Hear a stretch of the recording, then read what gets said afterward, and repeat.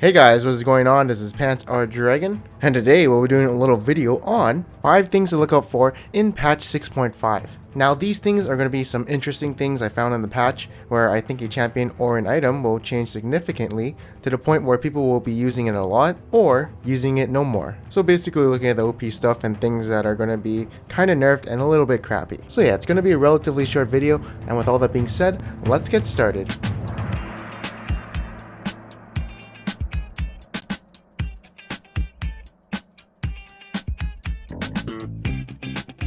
Alright, so the first champion I'm going to be talking about is Jarvan. So Jarvan in this patch is getting a buff to his W and R. You know, there's buffs coming to his W and his R, but the biggest change is his ultimate doing AoE damage instead of single target damage. This means he's going to contribute more to the AoE wombo combo. And as you guys know, Jarvan's ultimate does a shit ton of damage, especially for your AD. So think about this combo. You EQ into people, auto attack, give a time map proc, and use your ultimate and you'll do so much damage. You know, to everyone around you, of course. So yeah, I do think it's an incredible buff for Jarvan. And although I do feel like Jarvan jungle is a tank and is kind of shitty in the jungle at the moment, I feel that his new home will be the mid lane or top lane. And he's just gonna go full AD and kill people. So yeah, honestly expect to see a little more Jarvan in the next patch, with the buffs coming to his W and especially his R.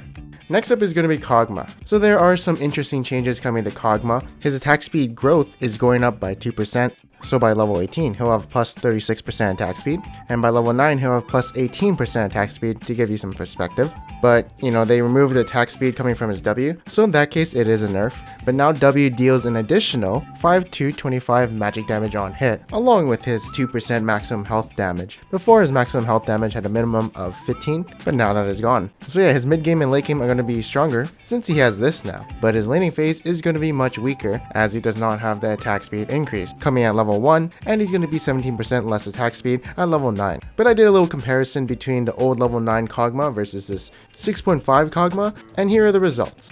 So level 9 Kogmaw had 35% attack speed. Level 9 6.5 Kogmaw has 18% attack speed plus 25 damage. To make this not complicated, let's say the damage is in physical damage, and it was actually 25 AD. So 25 AD is equal to 2.5 longswords, which is equal to 900 gold. And I got the difference between the two Kogmaw's attack speed, and 17% attack speed is equal to 425 gold. So you can see at level 9, this is a buff to Kogmaw. But, you know, his early game 1 to 6 is probably a bit nerfed. So yeah, what I think is going to happen in this patch is Kogmaw is going to be much stronger, and they probably should have left him where he was at, or just nerfed him. Next up is going to be Clusterfuck.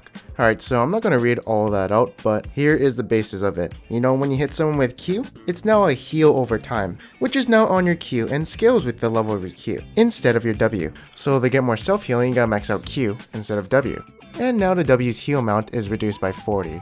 Uh-oh, that's actually a huge amount. But it's kind of backed up by this new heal over time mechanic, as if you do have this buff on, you can transfer it to your allies by pressing W on them. But the thing is, now Soraka is going to be more reliant on hitting her Qs, so now she has to be a little bit more up front in the front lines, and also to be able to hit her Q. And now she's going to be less consistent, and now since some of the power coming from W is shifted to her Q, she's probably going to max out Q now, and be more of a harasser kind of champion. Overall, this is a nerf to Soraka, as her gameplay patterns have changed into a more inconsistent form, where she relies on hitting her Q now, and also just having some numbers toned down a bit. Honestly, you probably won't see anyone playing her anymore. You'll probably see some people trying her out, but then once they realize she's kind of bad, they'll probably stop playing her, and then you'll probably stop seeing her.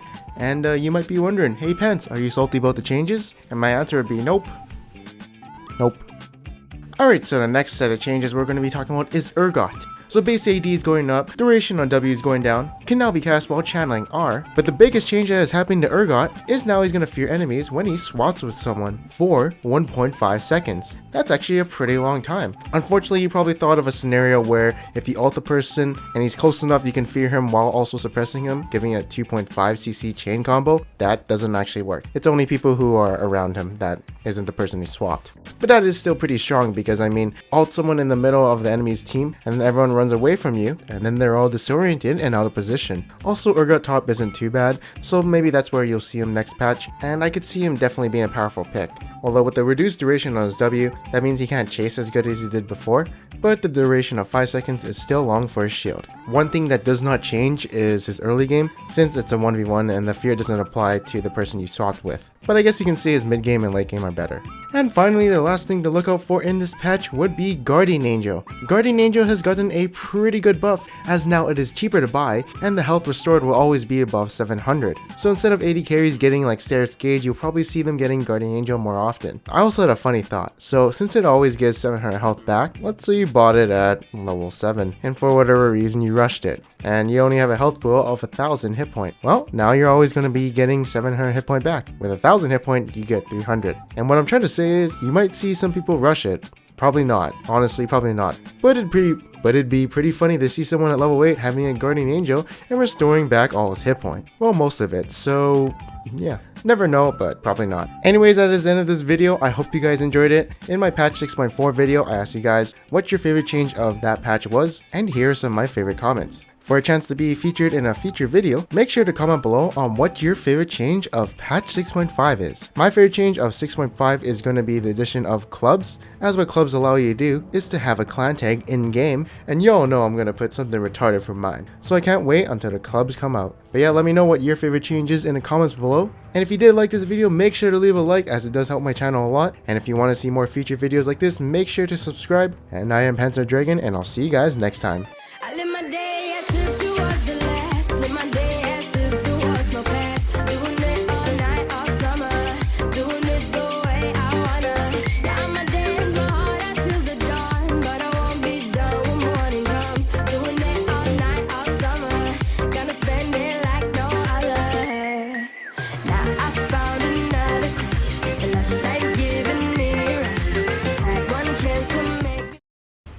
Oh fuck, you got an infinity edge? Okay, I'm gonna fuck you.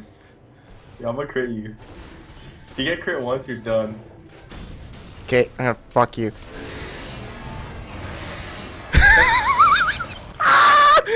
Stop it! Oh. Oh, I crit you! Oh shit, the flash! Oh my god! What? Actually, outplayed me so fucking hard, and I still won! What? Oh my god. I have a blood elixir. I have a blood wrath of elixir.